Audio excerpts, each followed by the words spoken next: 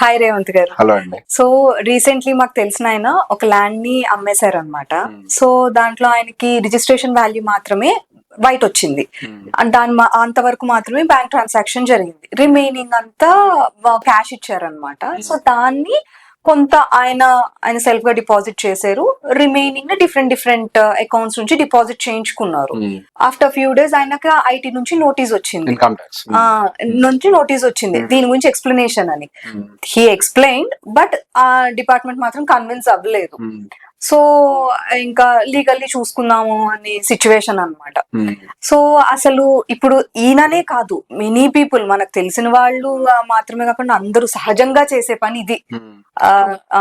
So అసలు ఈ white black అసలు ఎందుకు ఇదంతా? కష్టపడి సంపాదిస్తాం మనం డబ్బుల్ని, దాన్ని మన చేతులతోనే బ్లాక్ చేస్తున్నాము. సో అసలు ఎందుకు ఇదంతా మొత్తం వైట్ లోనే చెయ్యొచ్చు కదా? అసలు ప్రాసెస్ ఎందుకు ఇది అసలు? సో బేసిక్ ఇక్కడ మనం కొన్ని విషయాలు అర్థం చేసుకోవాలి. మన భారతదేశంలో ట్యాక్స్ పేయర్స్ అందరూ కూడా వాళ్ళ చేతులతోటే వాళ్ళ డబ్బుని బ్లాక్ మనీగా మారుస్తున్నారు. ఫస్ట్ అసలు మనం రియల్ ఎస్టేట్ ని పూర్తిగా అర్థం చేసుకుంటే మనం ఏం చేస్తున్నామో మనకు క్లారిటీ వస్తుంది. రియల్ ఎస్టేట్ లో majority of the amount black లోనే ట్రాన్సాక్షన్ జరుగుతుంది. రిజిస్టర్ అయ్యే భూమికి మీరు కొనేటువంటి అసలు రేటుకి మధ్యలో ఎటువంటి సంబంధం ఉండదు. ఉదాహరణకి ఈ మధ్య మనము హైదరాబాద్ లో ప్రభుత్వం వేలం వేసినటువంటి భూముల గురించి విన్నాం.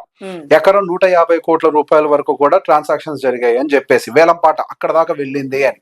కానీ సర్ప్రైజింగ్ ఏంటంటే ఆ భూమి పక్కనుండే భూమి ఒకవేళ రిజిస్ట్రేషన్కి వెళ్ళింది అనుకోండి, అంటే ఒక ప్రైవేట్ ల్యాండ్, అది రిజిస్ట్రేషన్కి వెళ్ళింది అనుకోండి, మళ్ళీ దాని ఎకరం రేటు 1,00,000-2 లక్షలే ఉంటది.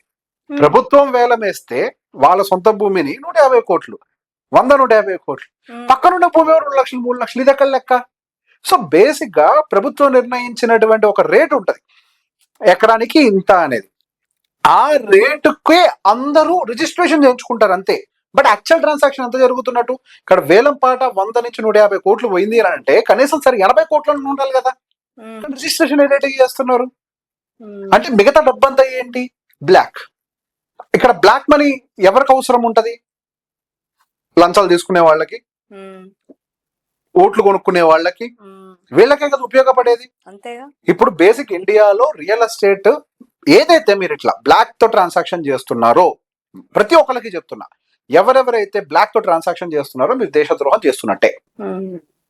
మనం కష్టపడి ట్యాక్స్ కట్టాం, ఉద్యోగం చేసాం, టీడీఎస్లు కట్టేనాయి, ట్యాక్సులు కట్టేనాయి, అన్ని కట్టాం. మీ బ్యాంక్ అకౌంట్ లో నుంచి మీరు డబ్బులు విత్డ్రా చేసి అవతలకి బ్లాక్ ఇస్తున్నారు. మరి దేశద్రోహం కదా? బ్లాక్ ఇవ్వకూడదు కదా, మీరే ప్రోత్సహించారు కదా బ్లాక్ క్యాష్ ఇచ్చి. మీరెందుకు ఇచ్చారు? రిజిస్ట్రేషన్ వాల్యూ తక్కువ ఉంటే 7% మనకి ఇవి తగ్గుతాయని, ట్యాక్సెస్ రిజిస్ట్రేషన్ ఛార్జెస్ ఉంటాయిగా, అది తగ్గుతుంది అని. అంతే కదా? ఈ ఇండియా మొత్తంలో తెలంగాణలో యాక్చువల్ ప్రైస్ కి గవర్నమెంట్ డిసైడ్ చేసిన ప్రైస్ కి ఉండే డిఫరెన్స్ చాలా ఎక్కువ. మిగతా రాష్ట్రాలు ఈ స్థాయిలో లేదు. అంటే మన హైదరాబాద్ మార్కెట్ లో ఎంత బ్లాక్ ఫ్లో అవుతుంది, మనం వెళ్ళి అంతలో ఇరుక్కుంటున్నాం కదా. ఇప్పుడు మీరు నిజంగా ఇంత డబ్బు, 1 కోటి రూపాయలు పెట్టి ఒక ప్రాపర్టీ కొనాలని నిర్ణయించుకొని వెళ్ళారు, రైట్? కానీ అక్కడికి వెళ్తేనేమో మీరు తక్కువ డబ్బుకి రిజిస్ట్రేషన్ చేయించుకుంటారు. మరి సేమ్ అమ్మినప్పుడు దీనివల్ల వచ్చే నష్టం ఇప్పుడు స్టార్ట్ అవుతుంది.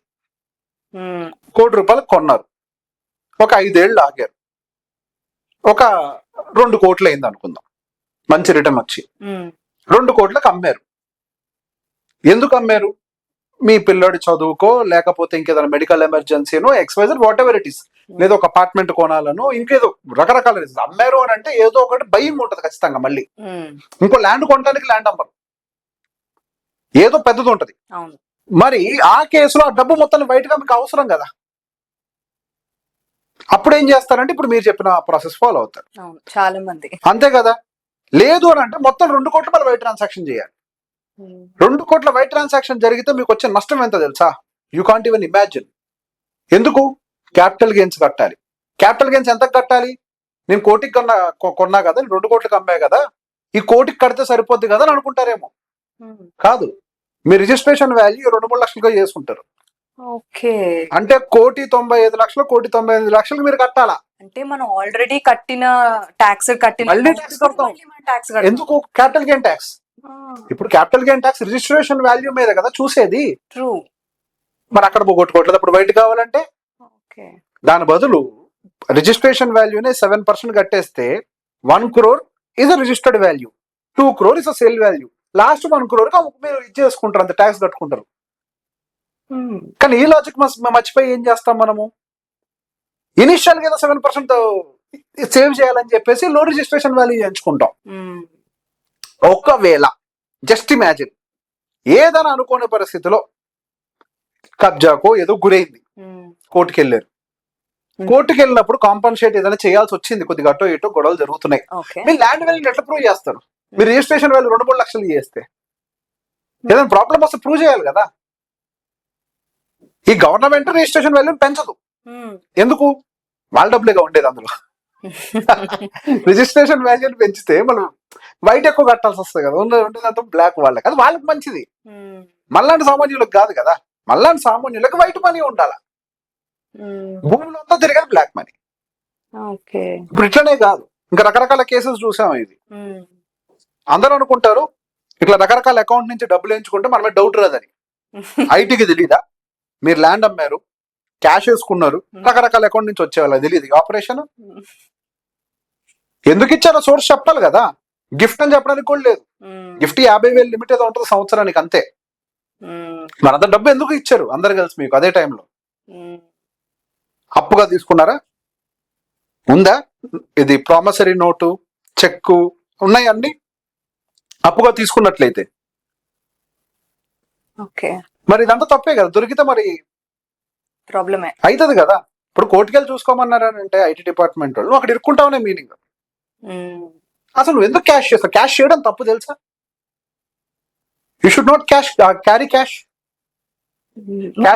ఇవ్వను అంటే క్యాష్ ఇవ్వను, నేను సారీ క్యాష్ ఇస్తాను, అకౌంట్ ట్రాన్సాక్షన్ చెయ్యను అంటే ఇప్పుడు చాలా మంది విషయాలు ఇదే జరుగుతుంది. ల్యాండ్ కొనేటప్పుడు సార్ మీరు వైట్ అయితేనే కొనండి, బ్లాక్ ఇచ్చి కొనకండి సార్, మీరు కష్టపడి సంపాదించారు సార్ డబ్బులు, మరి ఎవరు ఇస్తారు సార్? అందరూ క్యాష్ కావాలంటారు, కొనకండి. అరే మీ వైట్ మనీని బ్లాక్ చేస్తున్నారు, it is under risk. Okay. ఏదో ఎమోషన్. ఒకప్పుడు అని అంటే ఐటీ డిపార్ట్మెంట్ కి ఇంత నిఘా లేదు, ఇంత నిఘా లేదు, నువ్వు దొరికేవాడివి కాదు. కానీ ఈ రోజు దొరుకుతావు. తరతరాలుగా మా తాతలు చేశారు కదా అని అంటే ఆ రోజుల్లో పట్టించుకున్న నాదులు లేడు. ఇప్పుడు ఏ వచ్చేసింది, ట్రాన్సాక్షన్ ప్యాటర్న్ మొత్తం ఎన్లేసి వస్తుంది, క్రెడిట్ కార్డ్ బిల్ అటు ఇటు అయితేనే నోటీస్ వస్తుంది. ఓకే. ఎట్లా తప్పించుకుంటారు? ఆ రోజులు వేరే, ఈ రోజులు వేరే కదా. క్యాష్ విత్డ్రా చేస్తే ఆ క్యాష్ కి అకౌంటింగ్ లేకపోతే మనీ లాండరింగ్ కింద కేసులు పడవా? అంత క్యాష్ ఎట్టుపోయింది, ఆడిట్ చేయాలి కదా. ఒక్కసారి ల్యాండ్ లో పెట్టుబడి పెడితే క్యాష్ రూపంలో నీ జీవిత కాలం నువ్వు బ్లాక్ మనీ చుట్టూ తిరుగుతావు. ఎస్ అమ్మా, మళ్ళీ ఇంకేం చేయాలి? మళ్ళీ కొంటే ఇంకో ల్యాండ్ కొనాలి. అవును, అంతేగా. మార్కెట్ లో పెట్టుకోలేము, ఆ డబ్బుల్ని ఏమి చేయలేం కదా. స్టాక్ మార్కెట్ లోకి వైట్ మనీ కావాలి, ఎస్. మ్యూచువల్ ఫండ్ లో వైట్ మనీ కావాలి. ఏం చేస్తారు ఆ డబ్బునిగా? బంగారం తెచ్చి ఇంట్లో పెట్టుకుంటే పొద్దున భయం, ల్యాండ్ లోనే పెట్టాలి, జీవితకాలం బ్లాకే. You just think if fees and NRI, ఇక అది వర్ణాతీతం. వాళ్ళ డబ్బులు ఎట్లా తీసుకెళ్తారు విదేశాలకి? బ్యాగ్ లో పెట్టుకొని తీసుకెళ్ళడం కుదరదుగా. లెక్కలు చూపించాలి కదా డబ్బుని తీసుకెళ్ళడానికి వేరే దేశానికి. మరి అప్పుడు అవాయిడ్ క్యాష్ ట్రాన్సాక్షన్స్. మీరు కష్టపడి సంపాదించిన డబ్బు, మీరు బ్లాక్ మనీ కాదు. ఎన్ఆర్ఐలు కావచ్చు, లేకపోతే మన గవర్నమెంట్ ఎంప్లాయీస్ కావచ్చు, సాఫ్ట్వేర్ ఎంప్లాయీలు కావచ్చు, కష్టపడి సంపాదించిన డబ్బు అదంతా ఎందుకు మీరు బ్లాక్ చేస్తున్నారు మీ చేతులతోటి? You already paid tax. ఇది దేశద్రోహం. మీ డబ్బును తీసుకెళ్ళి ఎవరికి అట్లా ఇస్తే సెల్ఫ్ కూడా చేయకూడదు. క్యాష్ తోటి, క్యాష్ ఈస్ నాట్ నీడెడ్. మనం కష్టపడి పెట్టుబడి పెడుతున్నాం అక్కడ, let it be on paper. On paper ఉంటే మంచిది కదా, నా విలువ ఇంత అని. ₹1,00,000 ఆస్తికి 10 లక్షలు చూపించడం ఏంటి లెక్కలు? మరి వైట్ మనీ అది. నువ్వు వైట్ మనీ ₹1,00,000 పెట్టి కోటికి కొని 10 లక్షలు చూపిస్తున్నావు ఆన్ పేపర్. ఏమైనా సేవ్ చేస్తుందంటే 7% అంట.